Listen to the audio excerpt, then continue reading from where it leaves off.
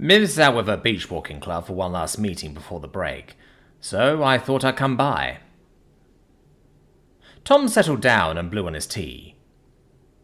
Joa usually let it steep a while and served it hot, for a Shrivanti. That left it just short of the flashpoint of water, but after a few minutes it got drinkable. Giving it an appreciative look to be polite, he settled down in the comfortable chair across from his host. What are your plans over the break? Plans? I plan to be here, lad. It's home and I'm comfortable. You spend months at a time excavating on a dead world, and you're up to your armpits in the dust of centuries. It can be damn depressing. You learn to value being at home with who and what you love. Jama blew on his tea and took a tentative sip. The cup steamed merrily, but the older shill didn't seem to mind. People talk about adventures, but all the best things that don't seem to matter, they do matter, and they happen at home. Being home is what gives an adventure context. It sounds like you've put a lot of thought into that. Tom reached down for his tea and blew on the surface a few times. The colder it got for shill, the hotter Jama's tea seemed to get. There's a lot of time to think when you're out on an expedition. I'm planning one for the end of this school year. A nice little world called S1138498P2. No idea what the natives called it, yet. It's lush, even if I'll be spending my time in the deserts there. I think I told you about my dear Gonzanas. Tom nodded while Jama sipped his tea. After that, I tried to stay on worlds with a bit of life. Too damn depressing otherwise. Why in the desert? Well, it's an interesting world, that. The natives aren't extinct, but their civilization is. They made it as far as advanced spaceflight, but never cracked faster than light. Now the whole planet's just one big graveyard of cities, but the natives only live in the fertile zones. Jama reached for something like a scone, and chewed thoughtfully. We excavate the desert site so we don't interfere, though the locals have less culture as yeast. They appear to worship their old technology, so we're staying out of any ruins in the habitable belt. So you'll be poking around in a post-apocalyptic Las Vegas? Tom saw the arched brow and slight cant of his head, indicating patient incomprehension, awaiting a useful answer. It's a city in the desert. Inhospitable without technology. Yes, that's the right of it. The elderly shill nodded. The control team is finishing up, and I'm getting out of here before summer hits. Control team? Tom canted his head, mimicking the venerable archaeologist.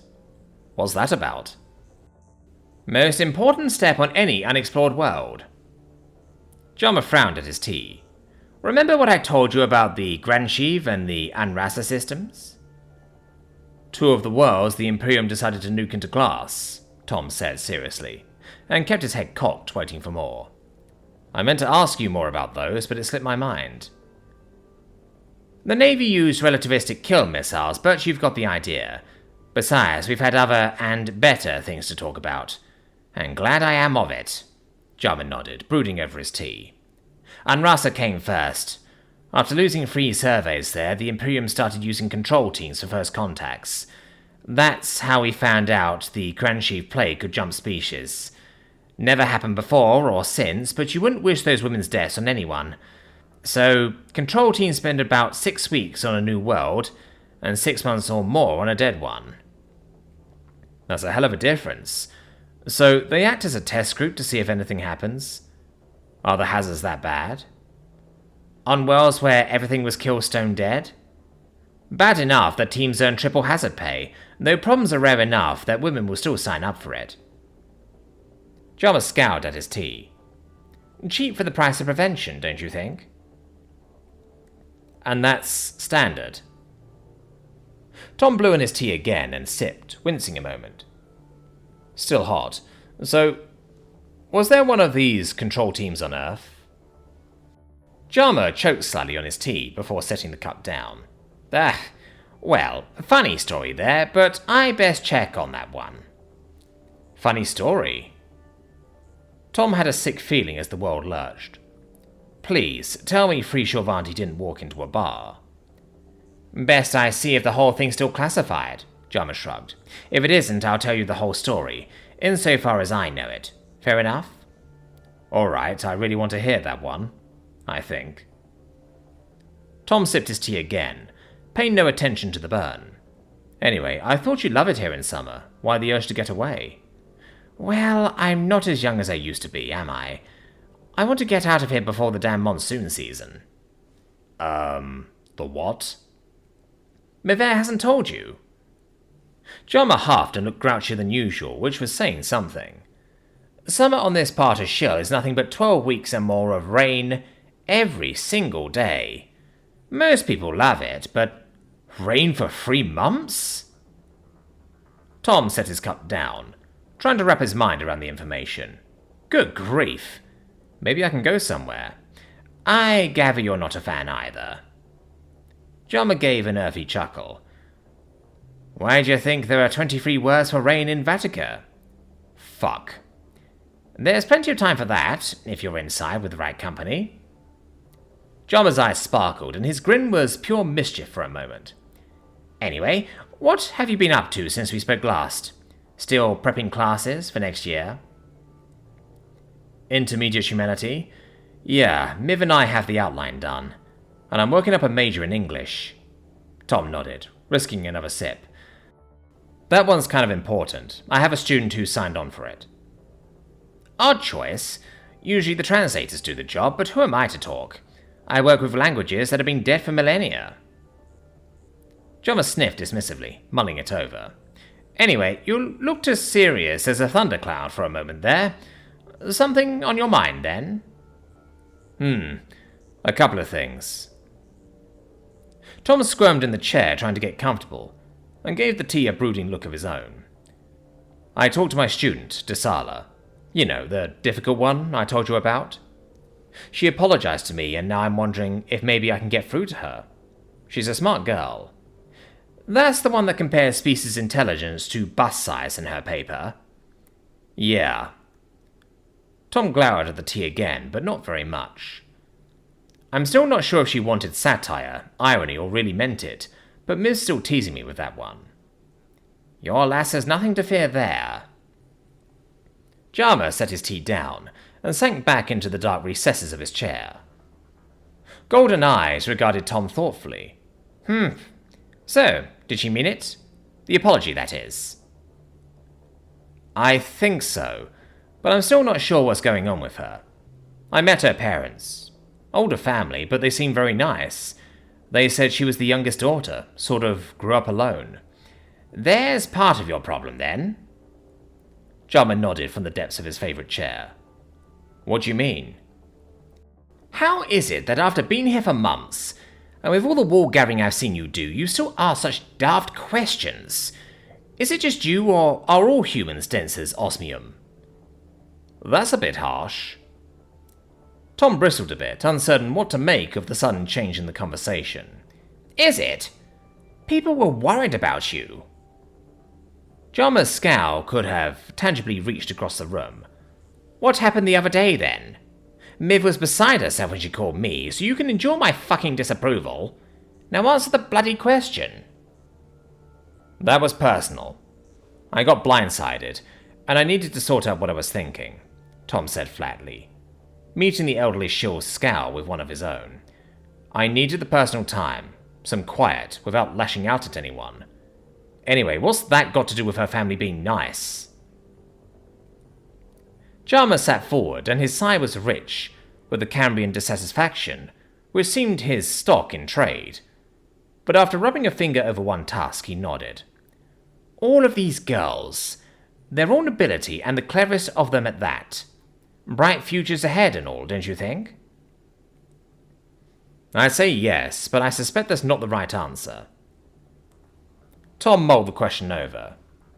I may not know the Shorvanti enough to get the right answer, but I know you. You don't make a habit of asking for easy answers. Ha! Not so daft, then. Jama nodded, though his amusement had a bleak and wintry aspect to it. For all the advantages, some of these girls live in despair and anger. Every year I see a few. They come from their perfect homes with everything to live for, and that's why it's not easy to see how badly they're hurting. I know a few things about living with pain, Jama. Pain is an empty house when the memory of laughter is all that's left. It's what you get looking in the mirror, and the face looking back says you don't belong. It's there when you close your eyes and feel the absence sitting next to you. Tom rumbled, a trace of anger settling down like a dormant volcano. Forgive me if I don't necessarily think an easy childhood entails someone to act so miserable. Maybe. Maybe for a human, even. I'll grant that you seem to be able to get along by yourselves, but Shovanti don't work that way. Jama leaned forward and topped off his tea, before offering more to Tom. We're community-oriented. Have been for as long as our history, and it runs bone deep in our biology. A Shovanti could not be alone for years like you and stay sane. By our standards, you'd have to be insane to want to, much less doing it. Running off your personal time and leaving your omnipad at home? You had more than a few people worried sick. You lot have always gone out on your own with a rock or a spear or whatnot. Persistence hunters, and that's the right of it. Jama wagged a finger but settled back, making his point. Shovanti are at home in groups. It's who we are. Tom licked his lips, taking the time to pick over his thoughts. If you're telling me to look at it like a Shovanti, then fair's fair, Jama. Humans have a lot of metaphors about seeing things from someone else's perspective, but a biological perspective is a lot harder. That's, I don't know, innate? Try, Jama said flatly. You're saying that Shovanti are communal. Tom tried to reconcile the clues left out like breadcrumbs. Her parents mentioned Dasala was a late surprise. I suppose that growing up without other sisters and brothers around would be hard. The nobility may have most anything someone could want, but there's a difference wider than any ocean between having things and being happy, Jama said, leaving Tom to reconcile his views for a moment before carrying on. So, what else has been on your mind? You did say a couple of things. I suppose I did.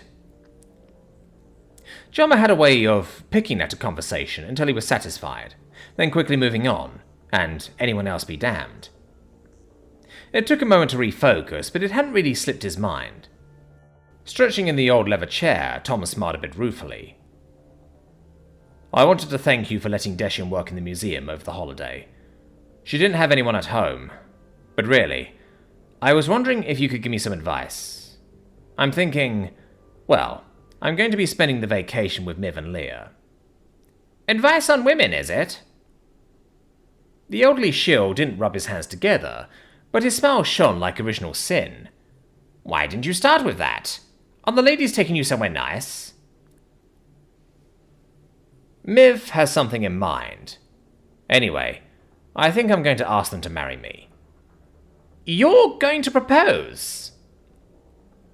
Jama's smile wavered a moment, and it looked like someone had hit him between the eyes. How very progressive. That's all you have to say? That's progressive? Tom grinned, not certain if he'd offended his friend by laughing. I think that's enough. After a moment, Jama shrugged. His earthy chuckle returned, but he sat there, appraising Tom before he spoke. Lad, you've been through some highs and lows since you got here, and now you're on a high. It's good to see, but are you certain that now's the right time? I am. Relaxing a bit, Tom reached down to set his cup aside. Miv and I were going to put things off until I'd established myself as a professional, but after rubbing elbows with the Minister of Education, I don't think there's much more I can do other than putting in the time. Nothing wrong with time, Jama sniffed dismissively. I stand by it. Because you're the oldest professor here? Because of what I've learned along the way. People that come and go. Whole civilizations come and go. Remember what I told you about the Urja? Your nearest neighbors? The race that destroyed themselves in a nuclear war? Aye, the very same. There's more than a few people like that too. Perform wonderfully for a while, but they can't go the distance. Showing you have what it takes to endure. Aye, I mean all the interviews and all the tough students and all the ups and downs in a marriage. Jummer nodded once, firmly. One thing you learn poking around dead worlds is the value of what endures. Well, humans are built for endurance. So you are. He nodded soberly. Just don't let Professor Burgress hear about this. Men proposing to women? Poor Nada would have a stroke. Lamanna rubbed her temples and longed for a drink. Watching the video twice hadn't helped. The footage sent by Pod 5 made her head throb. A princess of the Shorvanti Imperium as a... what do they call it? A calendar girl?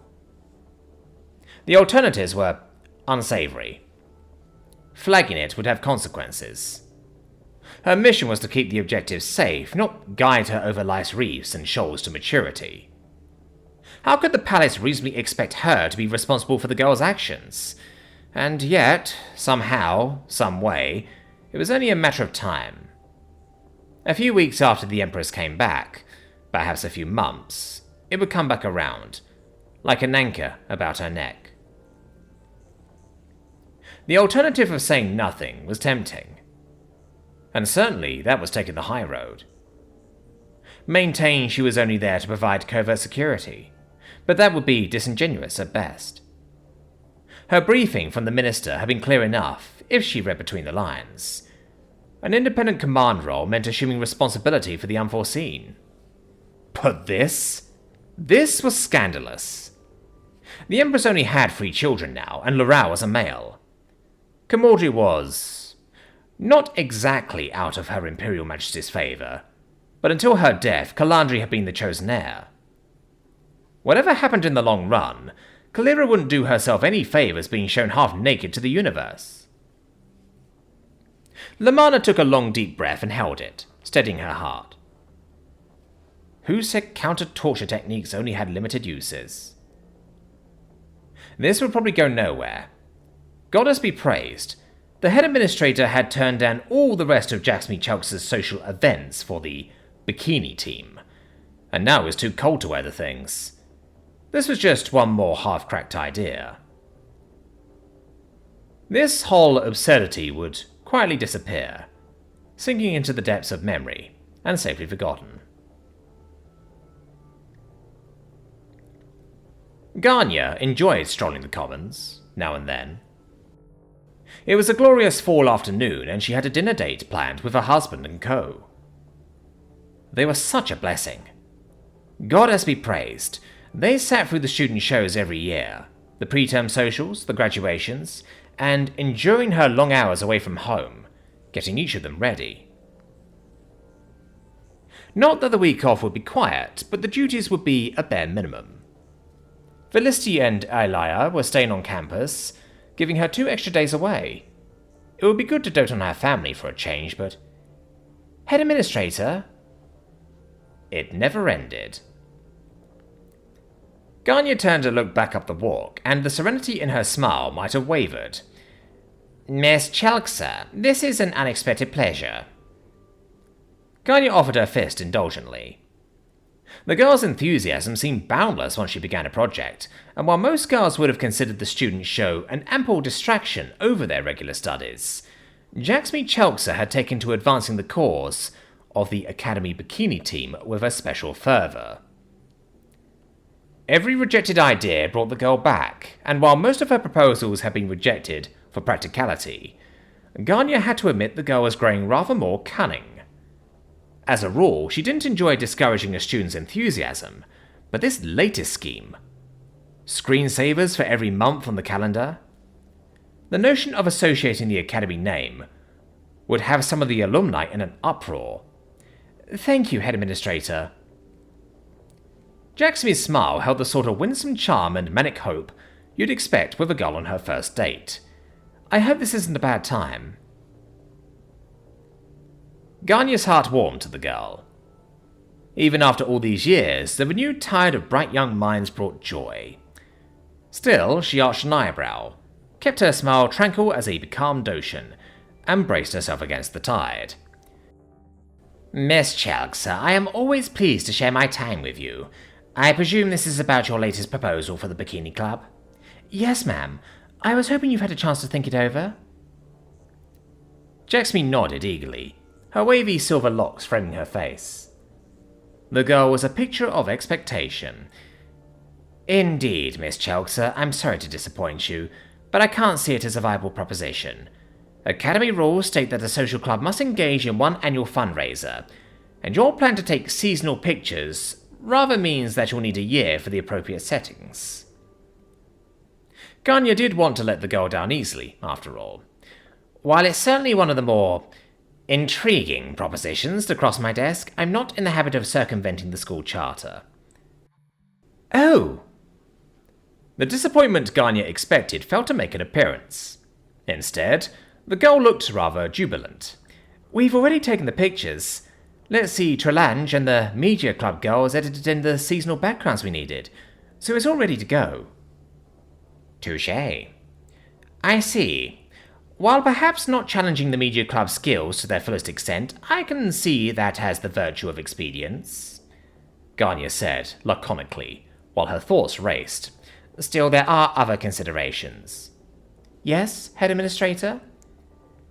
How to put this delicately? Ganya struck a thoughtful pose, looking over the commons like a captain guiding her ship into port. Think fast, Ganya, think. With something so counter to the usual standards, I have to consider a balance between embracing new trends against the reputation of the Academy as a bastion of traditional values. I'm afraid I couldn't approve such a venture unless you can show me your club will generate substantial sales and commensurate profitability, Ganya said reasonably. Perhaps you might reconsider a bake sale. The IOTC did rather well last year. But if I can promise substantial sales, I have your approval? They would have to be substantial indeed, Miss Chelkser. You would have to demonstrate sales of at least, let us say, a minimum of 12,000 copies, Ganya said, her voice brooking no argument. Inwardly, she congratulated herself. While there had been complaints about the swimwear popping up in the other academies, the sightings had disappeared with the full weather. 12,000 sales? In advance, Miss Chelkser, in advance. That is my final word upon this matter. Ganya nodded gravely. She hated disappointing the girl, but that should make an end of it. Now, if you'll please excuse me.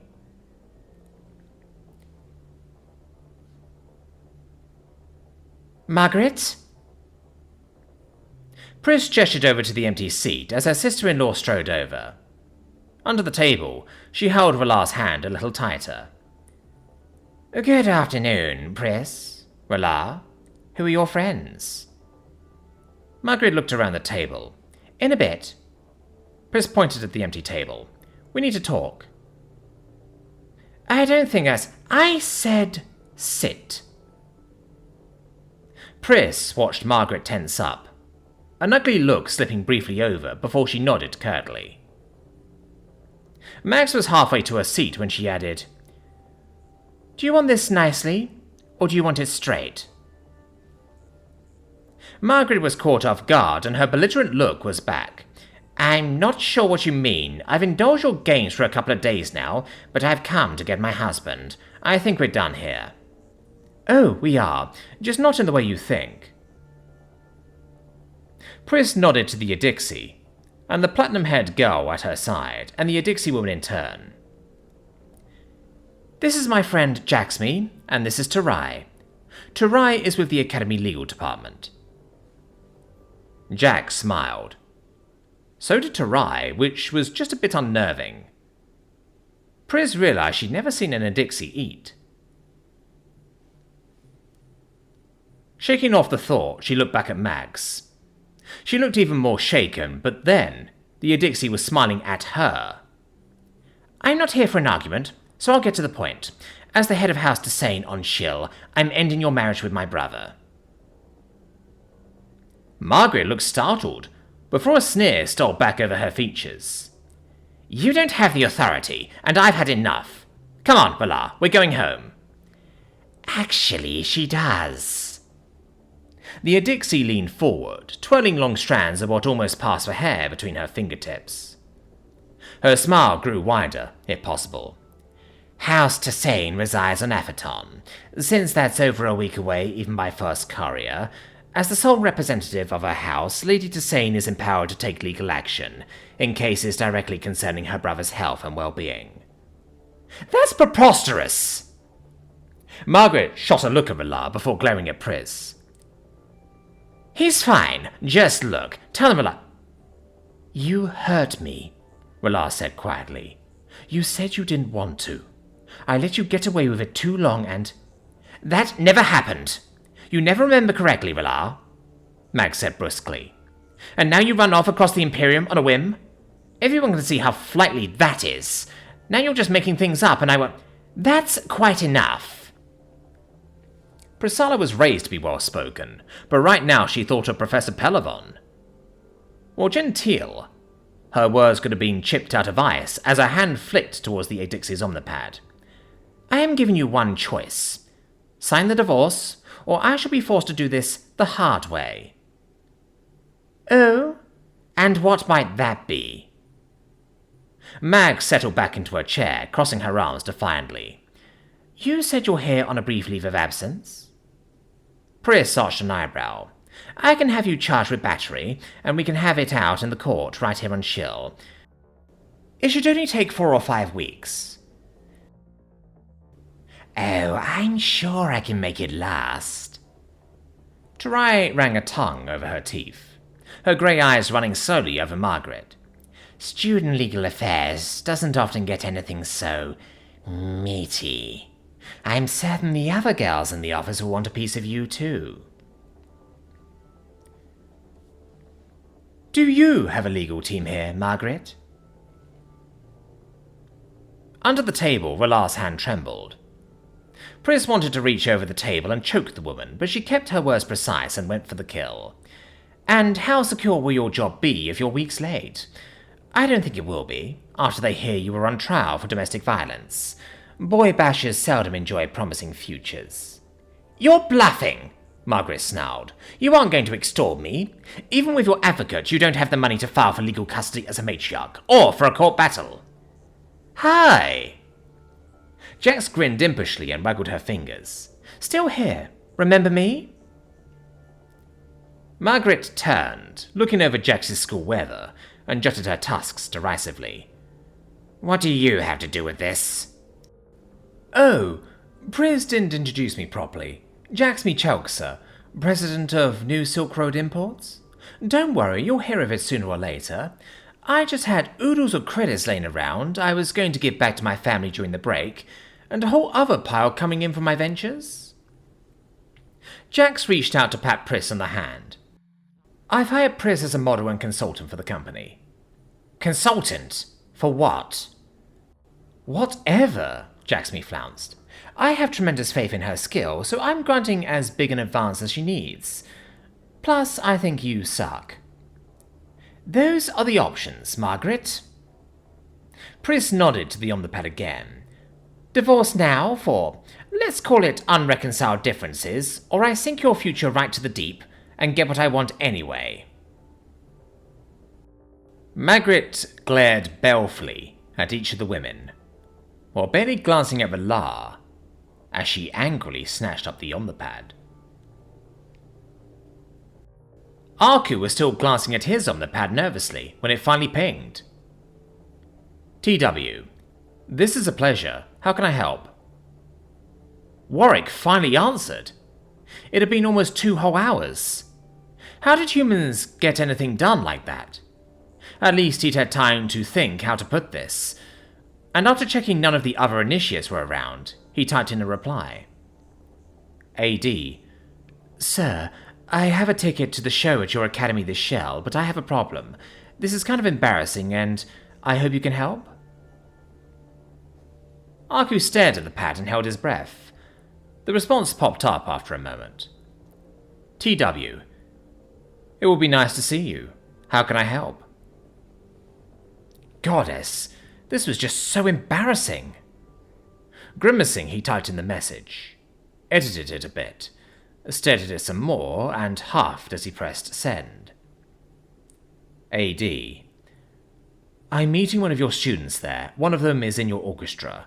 She and her sister are going to show me the library music collection. They don't know I'm a boy. Or anything.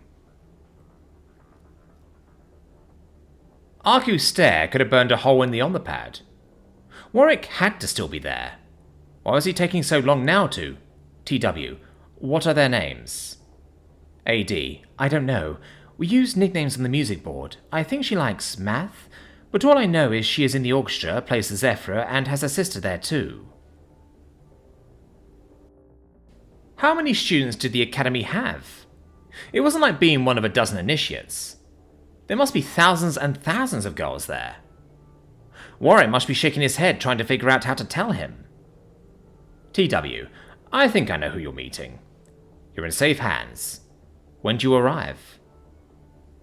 Arku felt a surge of relief wash over him, tapping in his answer as fast as he could. AD. My escort will deliver me to the visitor center at noon. TW. Okay. I'll be at the VC before noon, but need to go to the library soon after. Picking up an important surprise, but I'll see you there. Arku held the omnipad as giddy anticipation stole over him. He was in safe hands. And the music collection. A show, but if he could just spend a few hours. Oh, the music collection. This was going to be fun. Jama grumbled at the tea caddy. It was getting dangerously low, and he made a mental note to buy more. Closing up the samovar, he turned back at his guest. So, you and your Clobli-Perrine are taking him somewhere. That interview business society's never mentioned going further than Preolatori since he got here. Jama watched as Mavere smiled indulgently and sipped her tea. The poor girl looked desperately like she was trying to hide a silly, satisfied grin. Ah, young love. When you're too old to blush like a teenager, but too insecure to just show you're happy. Jama studied her for a moment. Ganya's right. It's nice to see. I hope you're planning on making a proper fuss over the boy, he continued, peering at her with delight. Miv didn't fail, blushing just a moment and... Ah, now there's a smile on the lass. As a matter of fact, we are. Mavere finally broke her silence and smiled enigmatically. Women, always having to be such tough girls. I'm too young to knob on the details and too old to sit here while you keep me in suspense, young lady. Furrowing his eyebrows at her fiercely, he scowled at her over his tea. Mavere just giggled and shook her head, which earned her an appreciative smile. All right, I know when I'm beaten, Jama. Besides, I'm dying to tell someone. Miv settled her cup back on the table and leaned forward, resting her chin on her hands. Shalea and I built one of the water bungalows out on Husai Island. You know, with the underwater bedrooms where you can see the reef through the dome. Have you now? Expensive, but good. Jama grinned broadly. Miv had shown him a picture of her Shalea. Now he knew what the fuss was all about. Between them, the lad definitely had his hands full. As my father would have said, if that will nae impress, a dinner ken whit will. I'll be gravely disappointed if he isn't grinning from ear to ear when you bring him home. Thank you. You know, I offered to take him shopping at least a dozen times. I've never seen a man hold on to clothes like he does, and that's his earth clothing. Miv shook her head ruefully. He isn't easy to spoil. That's probably the human in him, but he does cut a good figure in an academy suit. I watch when we go out for lunch, and there's more than a few girls as are keeping their eyes on your human. We had a visitor last week who fell over a bench in the Commons. The notion brought a smile. The nice thing is, he genuinely doesn't seem to notice people noticing him. Not as much as he should, at any rate. I still worry. Miv looked dejected, as she played with her teacup and sighed. That weekend he was away with the Rochets, Well, I can afford the vacation, but my house can never compete with that kind of money. Your fellow has more substance than that. Jama shrugged outwardly. It didn't hurt that the boy was besotted with her, even if he didn't show it like other men would. Curious things, humans. For the show, I'm going to wear the outfit he arranged for me on Earth. It's called a kimono. It's nothing scandalous. Honestly, it's one of the most luxurious things you've ever seen, and I'm embarrassed to tell you what it would cost. Miv blushed, then, and Jama canted his head obligingly to keep her talking. Anyway, right after the show, we're heading into the city, picking up Shalea, and catching a late shuttle out to the island. And he hasn't a clue? I packed a bag for him so he doesn't really know, including that awful stuff he drinks every morning. Miv shrugged nonchalantly. I'll probably miss something, but I made a list and gone over it every day since we got the reservation. I expect the two of you will sweep him right off his feet. I hope so, Jama. Miv blushed again, turning to Blue, as he'd ever seen her. We're planning to propose to him. Oh, really now? That's splendid. Believe me, you have no idea how much I wish I could be there to see that. He smiled blitheringly. You and your Coley Perrine have my congratulations, and all the blessings in the world. You've gotten to know him. I don't want to pry, Jama. Miv shifted around in her chair like a nervous freshwoman. You're a man. Do you think you'll say yes? Oh, well now. He stretched in the chair slowly, as if thinking the matter over. Perhaps, if you ask him nicely. After all, the right words have power. Jama, I'm a professor, I already know. Miv never snorted, but the sniff of amusement fit her, all the same. You think you'll say yes, though? Young lady, most people love like the lapping of a pond. You love like an ocean. The way you mourned your first husband tore at my heart. And shame on you for not telling me about your co. I should have met Shalea years ago, he said sternly, working a finger her way. She had the decency to look chastened. Ganya and I both fully agree about that, and I think... You've talked about me, Maver asked sheepishly. Of course we have. People talk about the friends they cherish and love. Ganya adores you, and for that part, so do I. There's no way we'd not talk now and then. Jama reached out and topped up his tea. Anyway, I'm reasonably sure he'll accept. Goddess, did the early crowd always have to be so obnoxious? Customers were still light this early after opening, but the woman slouching over was just a mess.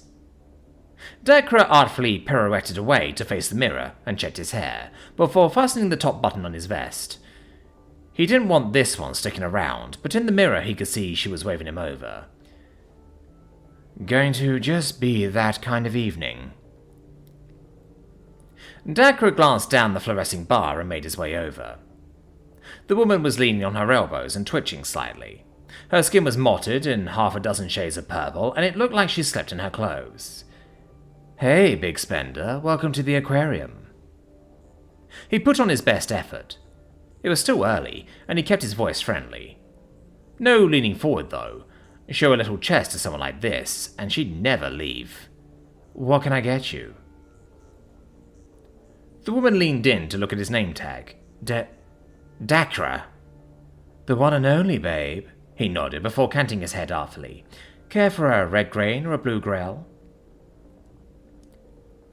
Goddess, please. Please let no one have told this Taurox about the mint julep, please. Name's Clips. Just need some info. A podgy hand twitched a 50-credit chip onto the bar, giving him a good look of the patches working up one flabby forearm. Great. A stimmy. At least she doesn't want to drink. I heard you had a human in here a few weeks ago. I served him all night. Dakra dropped the smile and nonchalantly slipped back, well out of arm's reach. What about it? Great. As Clips leaned over the bar, her smile had all the qualities of a sick Rakiri ordering carrion for dinner. I hear he drank all evening. 50's yours if you tell me how smashed he was. All right. The woman looked like she was bracing the bar so she wouldn't slide off the stool, and Dacre had the credit chip tucked in his vest before Clips could blink. I served him 10 or 12 drinks, and he walked out of here stone cold sober. Don't go yanking my tits. No way. Thought never crossed my mind, babe.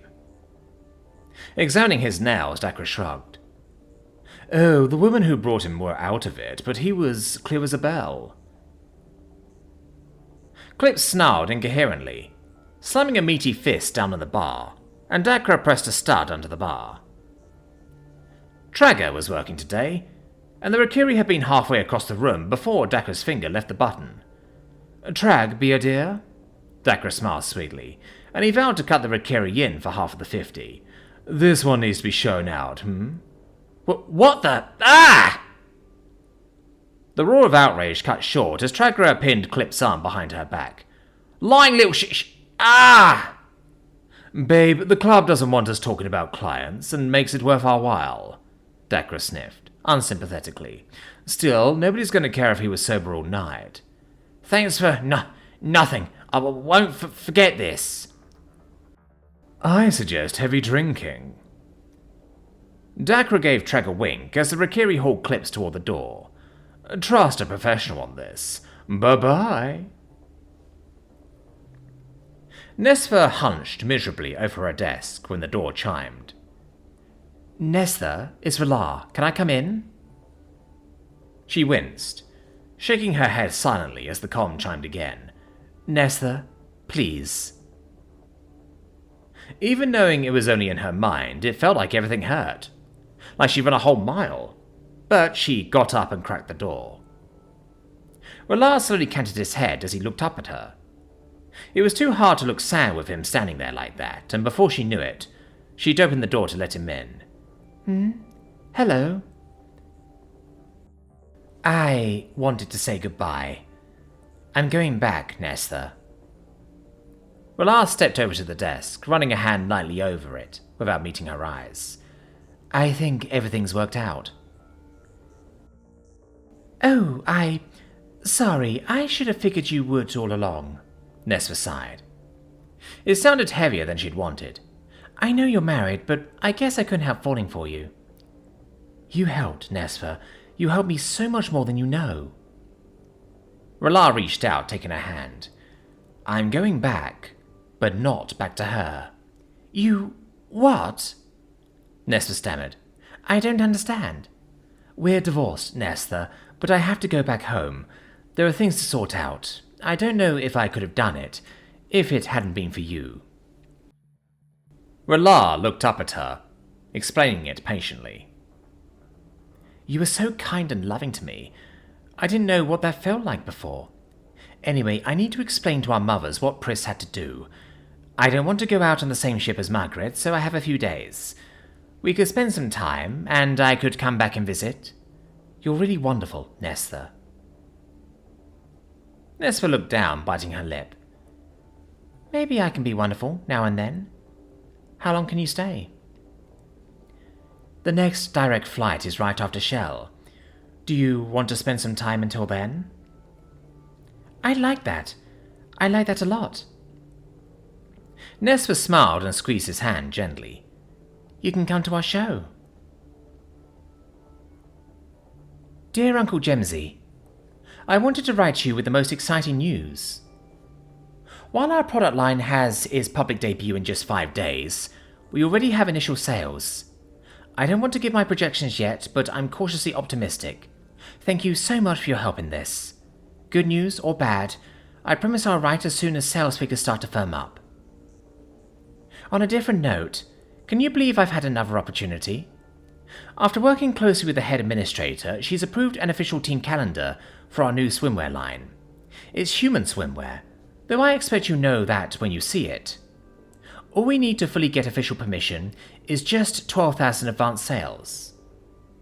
I have a good feeling about the sales opportunities. While I expect printed editions might have some reasonable cost, a copy-protected version for Omnipads would cost virtually nothing at all. I have enclosed a copy/mod version of the files, since I don't have an Earth calendar. I know they're a little risque, and my mums will probably have a fit, but please look at this as just a straight marketing proposal. A few thousand printed copies won't cost much, and even if those take a loss, the e-versions are basically free. I have to think the whole thing will break even. You know what Mum always says about investing in proper marketing, though? I'm sure she will come around once the clothing line starts selling. Please give my love to everyone there, and I hope to hear from you soon. Much love. Jaxme. Looking the letter over a third time, Jax bit her lip and checked the attachments. It was odd humans used base 10 math, but had a sensible 12-month calendar. Still, after poaching Kellogg's friend from the video blog, they had enough girls. The pictures had only taken a couple of hours out of yesterday morning, and at least everyone stopped blushing. As for the backgrounds, well, Belda said she was a farm girl, and held the Turok go like a pro. The twins had absolutely hammed it up, posing back-to-back in snow boots. Scifi looked like an aspect of Neosa made mortal, but what else was new? Blondie stood under an umbrella for the rainy season, half turned from the camera, but that just showed off her figure. All the photographs looked perfect. Uncle Jemsy might shoot the whole thing down, but the girls had given their blessing, and it was Earth. None of them planned to go there, so if she could face it... Anyway, this was just an e-message, not cargo. She'd probably get a reply back after the break. Jaxme pressed the send button before she could change her mind. It probably wouldn't amount to anything, but at least it should break even. The show was just 5 days away, right after midterms. For now, she had bigger problems.